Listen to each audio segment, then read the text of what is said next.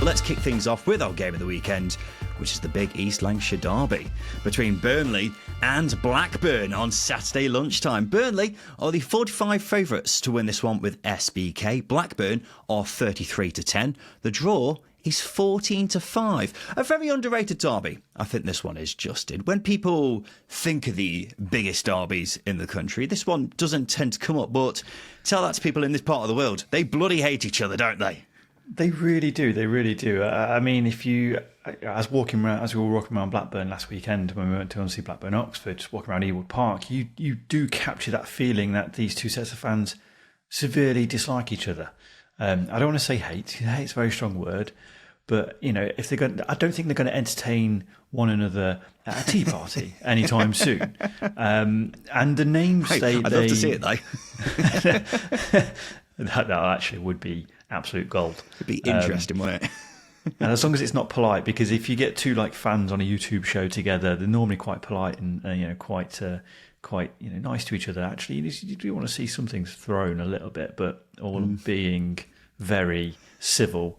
Yeah. Scenes we don't like to see, but we actually secretly do, kind of thing, is what you're saying there. But you're right, Justin, you're right. I imagine there's a fair few people who don't actually know where Blackburn and Burnley are, so they haven't made the association that they are local rivals. I mean, you've got, Sheffield United, Sheff Wednesday, speaks for itself. Cardiff v Swansea, everyone knows they're two Welsh teams. With Blackburn and Burnley, though, they're two towns in a pretty sparse part of the country, and they're less than 30 minutes apart. This is a proper rivalry between two rival towns. It's like Springville v Shelbyville, isn't it? That kind of thing. It's also one of the oldest rivalries in the country, I was reading up earlier. So if you aren't too aware, make sure you get to know. And the thing is as well, Burnley have dominated this rivalry for years now. Blackburn haven't beaten them since 2010. So they'll be frothing at the mouth at the chance to get one over their closest rivals, Justin. They would. I think a lot of this coincides with the last time Blackburn won it. Blackburn were in the Premier League. And obviously Burnley have been able to dominate this fixture because they've been in a better position over the last sort of 10 to 15 years because they've been up and down in the Premier League, etc., etc. But none of that matters this weekend. None of it matters this weekend. I think both clubs are about as level a playing field as you can get going into this fixture, because not only are we very early on in the season, but Blackburn have started the season well. Burnley have I was going to say a strong squad, but I'd be lying to myself if I did say that. That being said, we don't know who's going to be starting the game. It is a strong squad, Justin. We just don't know who's actually part of this squad. Exactly. I think that's what it means. Like, if we don't know, then surely Scott Parker is unaware as well. So I think with that in mind, you've got a fairly even keel going into this game. Yeah. Well, we'll talk more about that in a sec. I think Blackburn fans just need to try and remember, things like Josh Brownhill lifting the inflatable trophy at Ewood Park and winding the Blackburn fans up a couple of years ago, or when Ashley Barnes called them bastards in that interview. just good stuff like that. Just good derby stuff, which your classic hatred. Just massive shithousery, isn't it? But look, it's fair to say it's been an interesting week for Burnley. As this episode comes out, we'll have just over 12 hours left of the transfer window. And it's still a complete mystery to us who will still be playing for Burnley by the time it closes. At the time of recording, it's a very fast-moving situation, so it might be more by the time you listen. But 5 players have been sold in the last week. At least 10 players have been linked with moves away by credible sources. It's far from ideal preparation for Burnley, isn't it, Justin? It's far from ideal. You don't want that going into the game. And this is what we were alluding to in our midweek show, wasn't it?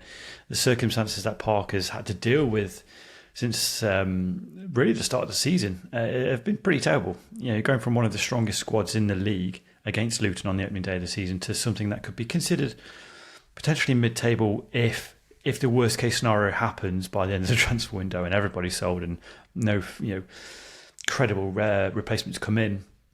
It is quite a downfall. I think you do have to feel for Scott Parker, whatever the scepticism we have of him.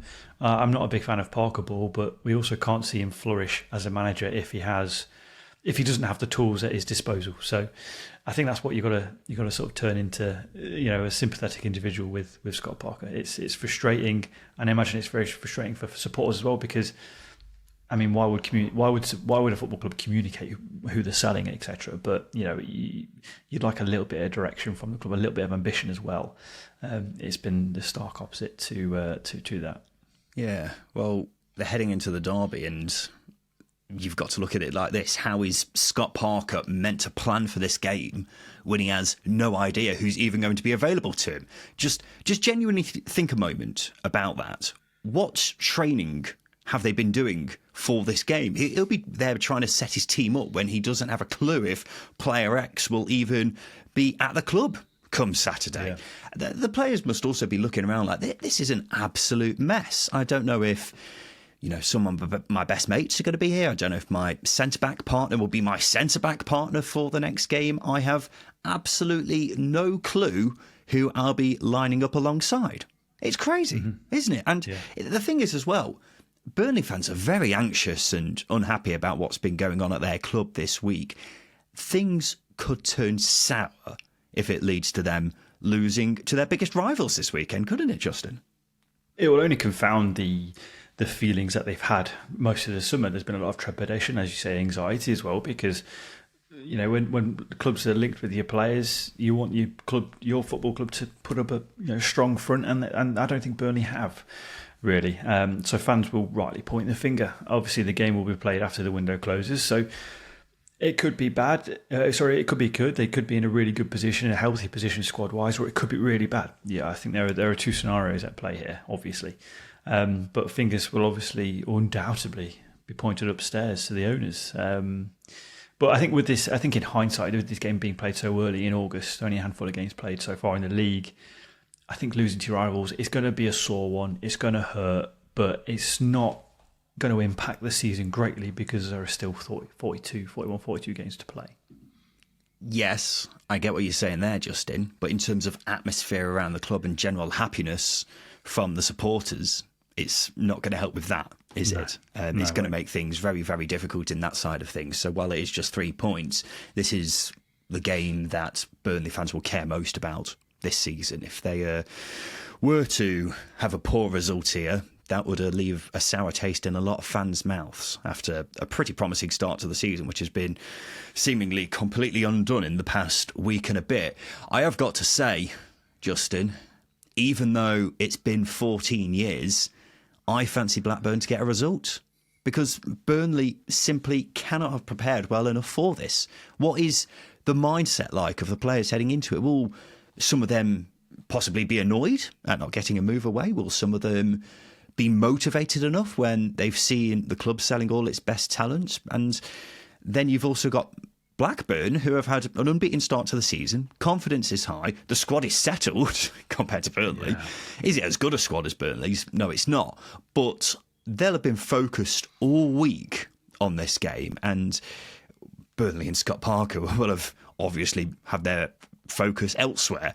So Blackburn simply won't get a better chance than this to end Burnley's dominance of this rivalry, because the past week has just been completely ideal for them, really, hasn't it?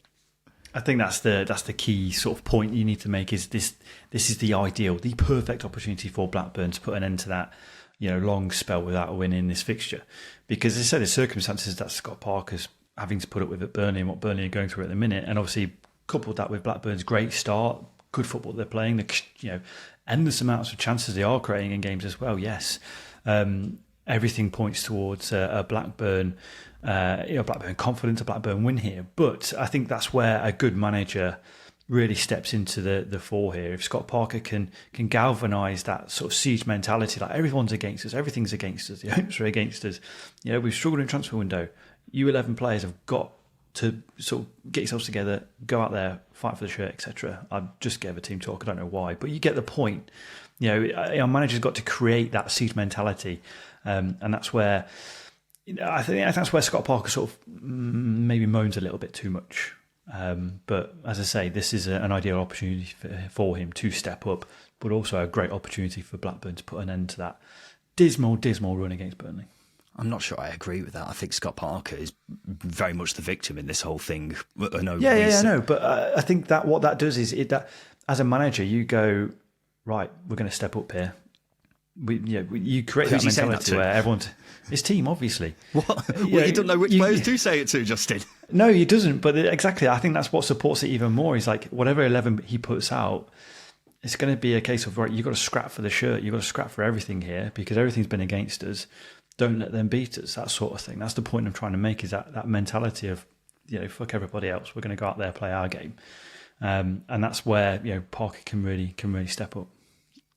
Yes, I get what you're saying, but as I say, who is he saying this to? Because all the preparation this week has been completely disrupted by everything that we've just been talking about. And at the same time, yes, you want to go out there and make this about a derby, but at the same time, a lot of the players must be looking around with that thought in the back of their minds, like, well, if the club are not as ambitious about promotion as I thought we were heading into this season, then why should I give 110% into heading into it? Do you see what I mean?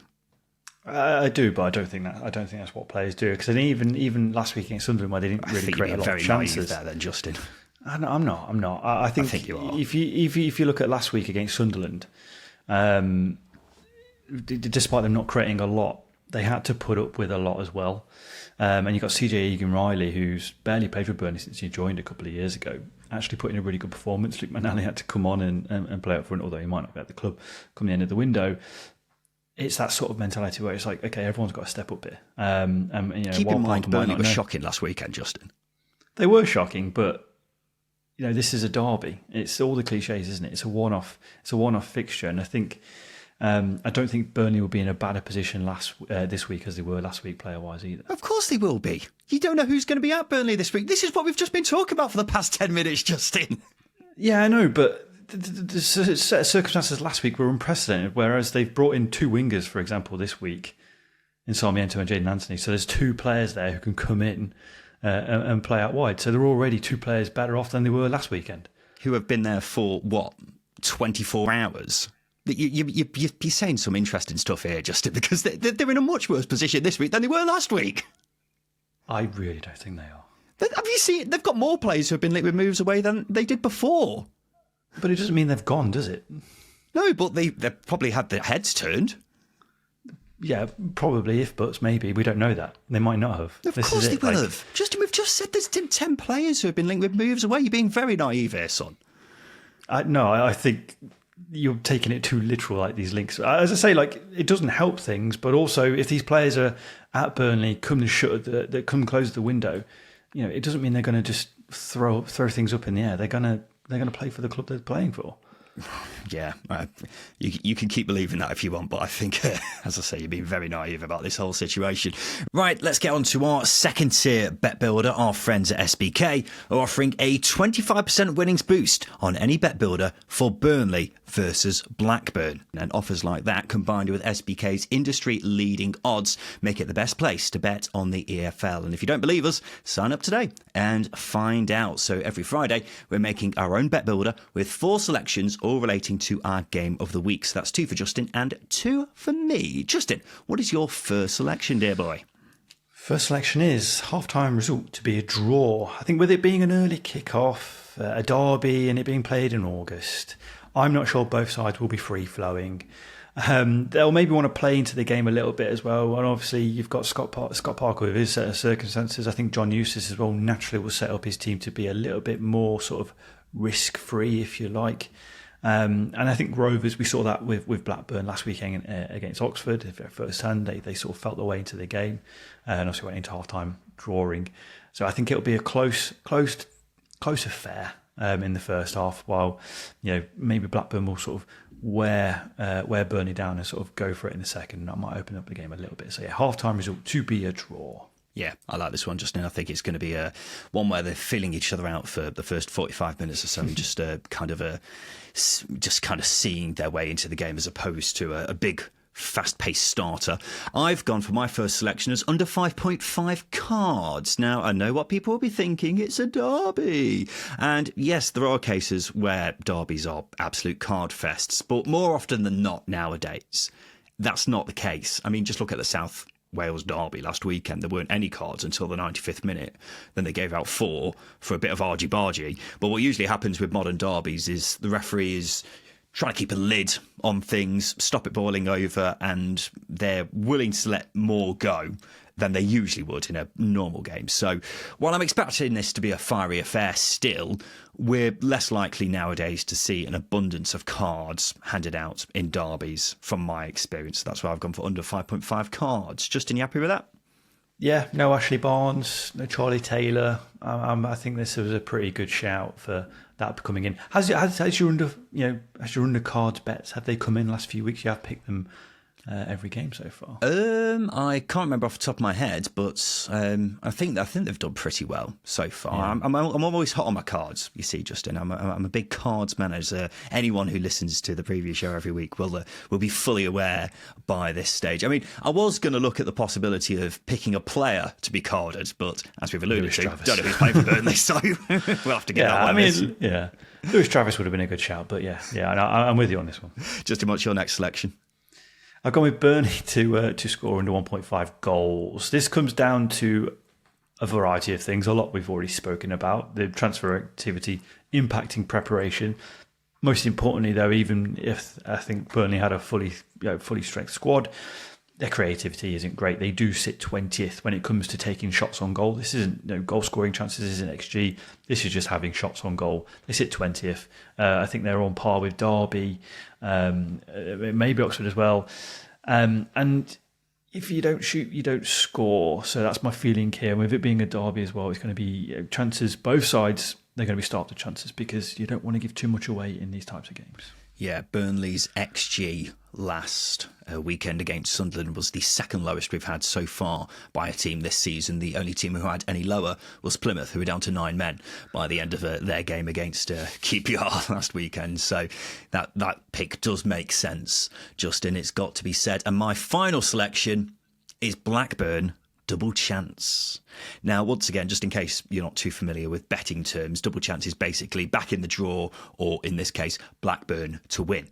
And as we were alluding to a second ago, how on earth can Burnley and Scott Parker have properly prepared for this game? Even as we sit here right now, he simply can't have a nailed on starting 11 in mind. Everything they've been working on this week could be completely undone by the final few days of this transfer window. It's the worst preparation you can possibly have. So backing them to win, if you are going that route, is a big leap of faith. Meanwhile, Blackburn having an unbeaten start, a settled squad, I think they're great value for this one, Justin. Yeah, it's hard to not get behind Blackburn for this one, purely because of all of the circumstances surrounding Burnley, but also Blackburn's really good start. They're scoring a lot of goals, they're creating a lot of chances, they look electric on the break, and you failed to mention the unpredictability and chaotic, beautiful chaos that Maktar Gay brings to a football pitch. Justin, I was wondering if we could go through a whole segment without mentioning my love for Maktar Gay, but you brought it up now, and now I've got big love hearts in my eyes. Yeah, you are distracted, you are besotted with old Macca. And rightly so, because I think generally we are being a little bit funny with this, but he generally changed the game against Oxford because he brings that unpredictability into that side. Whether he starts against Burnley or not, I don't know, but he is a game changer. He really, really is. So our bet builder for the East Lancashire derby this weekend is half-time result to be a draw, under 5.5 cards, Burnley under 1.5 goals, and Blackburn double chance. And a £10 stake on that returns £70 thanks to SBK's 25% winnings boost. But remember, if you don't fancy our bet builder with SBK, you can create your own bet builder from a range of markets. And this Saturday, SBK are offering their final free £2 bet builder on any game that day. T's and C's apply, over 18s only. And please do gamble responsibly. Justin, let's take a quick break. After that, we'll make the rest of our predictions for this weekend.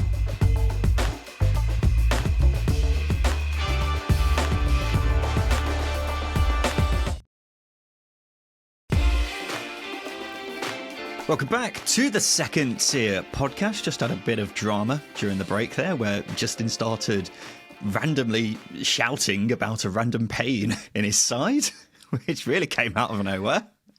Honestly, since turning 30, so many things have happened. I'm starting to see an osteopath. The people that click your joints. I've Yes. started to see an osteopath on a regular because I get a nerve issue in my neck. Okay. That never happened before I turned 30 in February.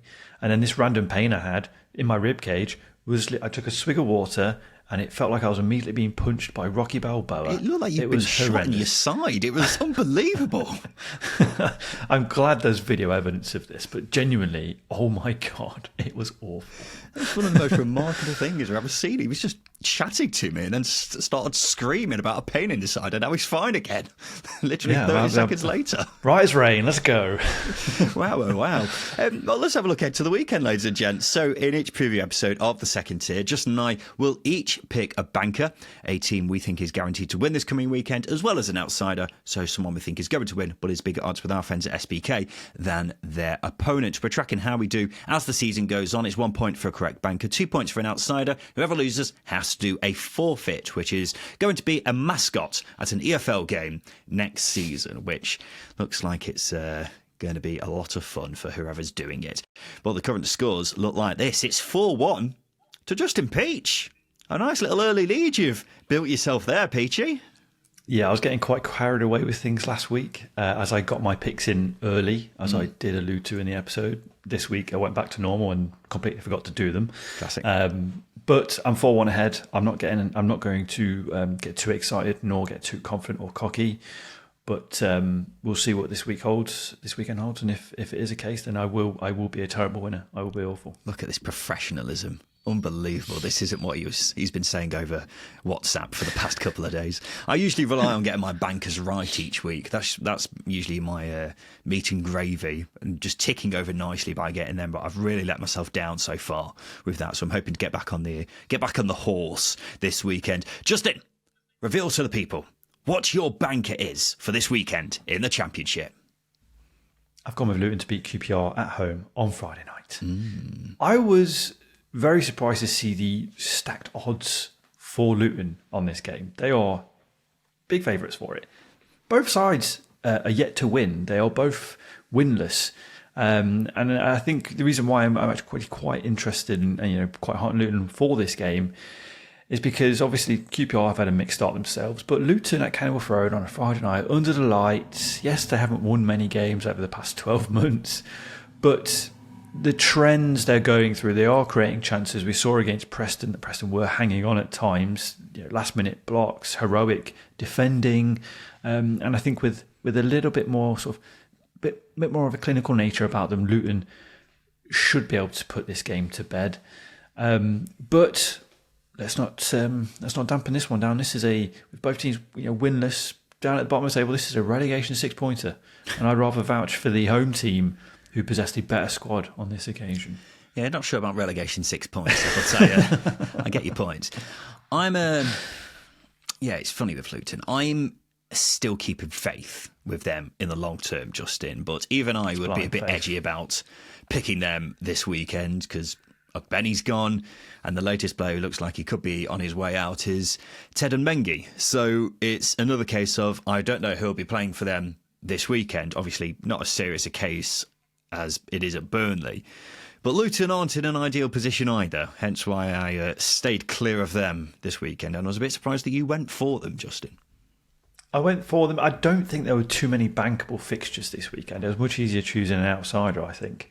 But I think, I know what you're saying. You're absolutely right in what you're saying. But I think QPR have yet to get going.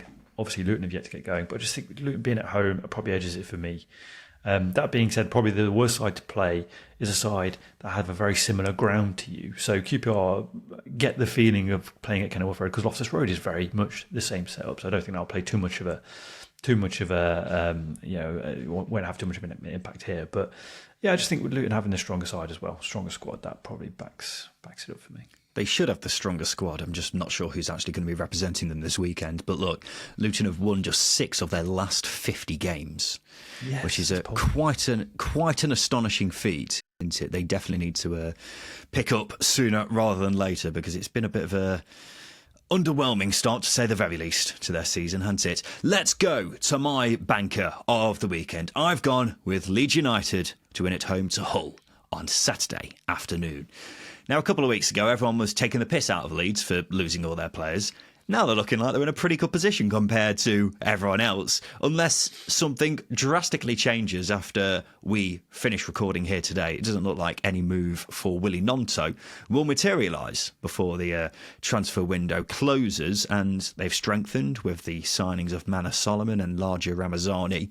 There may be others coming in before the window closes as well, but they've still got the core of a very talented squad nonetheless. We've said loads of times, haven't we, Justin? The back four or back five is the best in the division.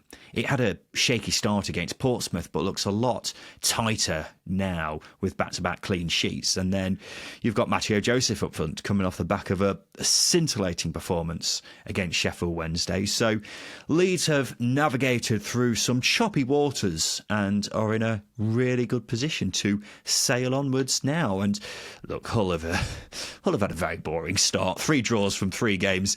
They were at home to Bristol City, away at Plymouth, and at home to Millwall. Away at Elland Road is quite a different test to the 3 games I've mentioned there. So it's difficult to make much of a case for Hull. I'm expecting a statement win from Leeds United here, Justin. Are you in agreement? I would edge towards the Leeds win. I don't think it would be a statement win, because if you look at the stats, Hull have actually been pretty decent defensively. They haven't been giving away too many chances. I know that hasn't been against as strong as opposition as Leeds, and it's not obviously at Elland Road. But also Hull are also underperforming in terms of putting chances away as well. So there's room to grow there. I'm not expecting Hull to get a result. I do think Leeds will win. I just don't think it'll be a statement one. I think it'll be a tricky fixture for Leeds. And I think quite the interesting thing as well, Tim Volter's done he's done the last thing we expected him to do with Hull, and he's made them very boring. We expected them to be chaotic, crazy, scoring goals, conceding goals, but actually they've been very average. And that's probably a good place for Hull to be. But a statement win, probably disagree with that, but a win overall, yeah, I'll go with Leeds on that one. Yeah, I'm not going to disagree with you there, Justin. Hull of considering what we heard about Tim Volter was attacking football, a bit leaky defensively, and so far they've been anything but that. They've been the complete opposite, haven't they? I can't see them breaking down this Leeds defence, I've got to say, considering they haven't really laid too much of a glove on opposition defences so far. They haven't been the most free-flowing in attack, it's got to be said. And Leeds, on the other hand, one of their big bugbears so far has been putting away chances. So hopefully that won't be an issue here, but if they're still creating as many chances as they have been recently, then it shouldn't be too much of an issue dispatching of Hull. So that's why I'm pretty confident on this one. Speaking of Leeds, they've signed Japanese midfielder Ao Tanaka from Fortuna Dusseldorf in the German second tier, who reportedly cost £3.5 million. Looks a good player. Not sure how this affects the Gustavo Hamer deal, Justin. I really want to see that happen, just for the utter carnage at Elland Road each week. It'd be a shame if it doesn't happen, though. So, want to keep an eye on as we head towards the end of the transfer window. So there are mine and Justin's 2 bankers for this weekend. Every week, we combine these 2 selections with a bet on the full-time results of our game of the weekend to create our very own second tier featured multiple with SBK. So this week, we're going for Leeds and Luton both to win and Blackburn double chance. That's Leeds and Luton both to win and Blackburn double chance. And a £10 bet on that returns £100 with SBK. You can create your own multiple with 3 or more bets on the full-time results of any game from across the Championship. T's and C's apply, over 18s only. And please do gamble responsibly. Justin, it's time for our outsiders. Who have you picked first of all, big boy? I've gone with Preston to win away at Oxford on Saturday lunchtime. Preston haven't been awful this season, still struggling massively to create from open play, but would expect Paul Heckingbottom to remedy that. Obviously, Heckingbottom got a win against Luton last weekend, had to hang on at times. I mentioned when I was talking about Luton, that was some heroic defending from Preston, but they scored 5 in midweek against Harrogate. Yes, it was against Harrogate, but that will give the attack a much needed boost in confidence in the final third. And yep, Oxford will also provide a really tough test here. They are rightly favourites for this game, but maybe, just maybe, Paul Heckingbottom could be laying the foundations for a good run here. And I think as well as that, they're still in that new manager bounce phase, aren't they? Which everyone will say doesn't exist, but for my narrative, it does today. I always love the narrative. It's interesting because Oxford, we've just seen, have signed Siriki Dembele in the time that we've been recording this podcast, Justin, which looks like a pretty decent signing, doesn't it? But we'll take a little break from transfer news for a moment, Justin, because Ryan Lowe has been speaking in the last couple of days on Sky Sports about leaving Preston. He said he always felt as if he couldn't take the club any further, then he would show his hand. And he thought they were building something good at the club over the summer, and he would go on to say it's a fantastic club, it just needed someone different to him. So fair play to him, he's speaking very candidly and honestly, isn't he? One might ask why he didn't decide to go earlier in the summer, and he also didn't really give a reason as to why he suddenly had a change of heart over why he was the right man after one game, but he was very gracious, wasn't he, Justin? Yeah, I think the headline here is he was incredibly gracious. And certainly not the picture he painted for himself at times this season. He's been quite a needly character, hasn't he? But actually, he was very gracious, very open, very honest. Very open and honest about the hierarchy, Peter Ridsdale. He was also very honest about sort of their transfer plans and where they were going. And actually, he admitted himself that he felt they were going in a good direction in pre-season. So why, after one game, did he decide, not for me, actually. Yeah, this needs somebody else. But you make the decisions when you make the decisions. You can't really put a timescale on it. He's made his decision. Also, left by mutual consent. He admitted that he spoke to the club, said he wanted to leave, and the club was like, yeah, okay, that's fine. So he isn't the first manager to be sacked this season. Yes, I was telling you this when he left. I know. And you're adamant that mutual consent means only one thing. It's like, no, it doesn't, Justin. Yeah, but usually it does only mean one thing, but actually I think on this occasion it didn't. He's walked. That's what's happened. But yeah, it is interesting because, I don't want to get on Matt Le Tissier about this, but why has he decided that he wasn't the right man after one game? I mean, I wonder whether, maybe abuse from fans may have been the final straw or something like that. I don't know. But yeah, maybe we'll find out one day why he did decide to walk. Just ask the water, Ryan. Go full Matt Le Tissier and Ricky Lambert. Just ask the water. Yeah. Why did Ryan Lowe walk? Or something about the numbers, or I don't know. You got to look at. I'm going to stop there. Let's go on to my outsider for the weekend. It's Sheffield Wednesday to win away at Millwall on Saturday afternoon, and I'm keeping the faith with Sheffield Wednesday despite a thumping at Sunderland and a pretty comfortable defeat to Leeds last weekend. I'm still backing them. That's mainly down to Danny Rule, who, as we should all know by now, I'm a very big fan of. But I'm encouraged as well after they brought in Shea Charles on loan this week. I think he will add some much needed steel in midfield. Whether he actually plays or not this weekend, I'm not too sure. And I also wonder whether we'll get to see Ike Ugbo start a league game this weekend after a couple of appearances off the bench as well. So, questions for Danny Rule to answer here with his starting 11, but I think they should have enough to see off a side like Millwall. And looking at Millwall, they haven't had a great start. 1 point from their first 3. They were quite unlucky in their first 2 games, in fairness. Their draw to Hull last weekend was far from a thriller, to put it politely. They seem to be still figuring out how they are going to do this season. But if we take a step back, you got to look at it like this. We were tipping Millwall to struggle, weren't we, Justin? We had a few people bite back us saying, well, they won the second most points last season after Neil Harris came in. Why do you think they're going to struggle? And while that's true, it doesn't necessarily mean that's going to continue into this season. And so far, that doesn't seem to be the case, does it? So, unsurprisingly, my views on Neil Harris haven't changed. I think Danny Rule is a superior manager to him, and that's why I fancy Wednesday to get a result at the Den this weekend. I mean, your logic is sound if Danny Rule was physically fighting Neil Harris. That being said, if that was the case, I would fancy Neil Harris in that scenario. Why would he be physically fighting him? Because you're pitting Danny Rule up against Neil Harris, whereas this is more so Sheffield Wednesday up against Millwall. And I think actually Millwall's style of football might actually work in their favour against Wednesday. Why are they fighting again? I think you're pitting them up against each other. You fancy Danny. Well, I don't know. You didn't say that explicitly. I thought it was pretty obvious. I wasn't expecting them to take the tops off and start having a scrap in the Den car park, even though I would love to see it. Whatever gets you 3 points. No, but I think actually tactically it might suit Millwall. I think they've been quite unlucky They've vastly underperformed their XG going forwards. They have been conceding chances, but I'd put that down to quality of player as opposed to Neil Harris's tactics being pretty poor. And that being said, Sheffield Wednesday have lost the last 2 games. They failed to score and also conceded 6 goals in that time, which doesn't make for nice reading either.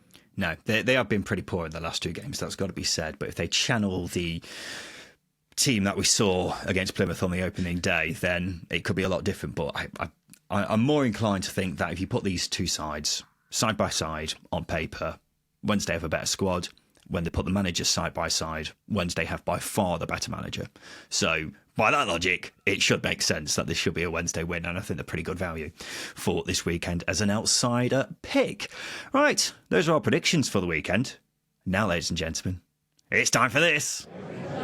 All right. Settle down, you lot. It's time for the Craig Bryson pub quiz. Yes, it is, Mr. Barman. It's the Craig Bryson pub quiz, and this is how it works. Justin is going to give me 6 clues about a former Championship player, each more revealing than the next, and I simply have to guess who that bugger is. They must have made over 200 Championship appearances in their career, and don't forget, please don't forget, the Dexter Blackstock rule is in play. This player must be more relevant than Dexter Blackstock. Justin did go very close to the line last time he did a Craig Bryson pub quiz, so hopefully it's better this week. So what have you got for me, Justin Peach, you bastard? You're either going to get this really quick or you're going to struggle. Okay. I found it very difficult to find interesting things about this player. Great. That's a good start. Might be a bit of a clue, but here we go. I've made 375 appearances in the Championship, scoring 33. 375? Bloody hell, that's a lot. Chris Sedgwick. No. Okay. Not Chris Sedgwick. Not Chris Sedgwick. I made my professional debut for Middlesbrough. Okay. No years. No years or anything like that? I'm giving you no years. Okay. Harsh, but fair. I'm trying to think who started off at Middlesbrough. I'll go with, I don't know, Seb Hines. He's made 375 appearances and scored 33 goals. Maybe not. Go on, next one. I've had 4 loan spells away from Middlesbrough in that time before leaving in 2016. 2016? Huh. Leaving permanently, I'll add. Trying to think of a Middlesbrough player who was shopped around on loan a lot around that time. There's probably quite a few. I'm not sure there would have been. I can't think of anyone. Chris Riggott. Chris Riggott. Jesus Christ. You're stuck on centre-halves. These centre-halves do not score regularly. No, they're true. I will add. The next clue is, in 2016, I moved to a Championship club for a fee of £5 million. This was the big spending era of the Championship. From Middlesbrough? From Middlesbrough. Is it... No, he didn't make his debut at Middlesbrough. I get fascinated, I get fixated on one thing and then I think about the other clues. But I was going to say Albert Adoma. It's not Albert Adoma. No. Go on. It's not Albert Adoma. Is that your guess? Yeah. Okay. This is where it might get easier. Okay. I have a vicious left foot. These clues are a bit loose, Justin. They are a bit loose because, as I say, I found it very difficult finding interesting things about this player. You know you didn't have to pick this player. Yeah, but we've got to play the game. A vicious left foot. So recount the clues in your head. Came through at Middlesbrough. Yes. Went to the Championship club for £5 million. And he's got a vicious left foot. Really not giving me anything here. All I've got is Middlesbrough. That's the only club I've got. I don't know. I really don't know. Am I on the last clue? Your final clue. Okay. I'm best known for my time at Sheffield Wednesday, where I made 230 appearances in all competitions.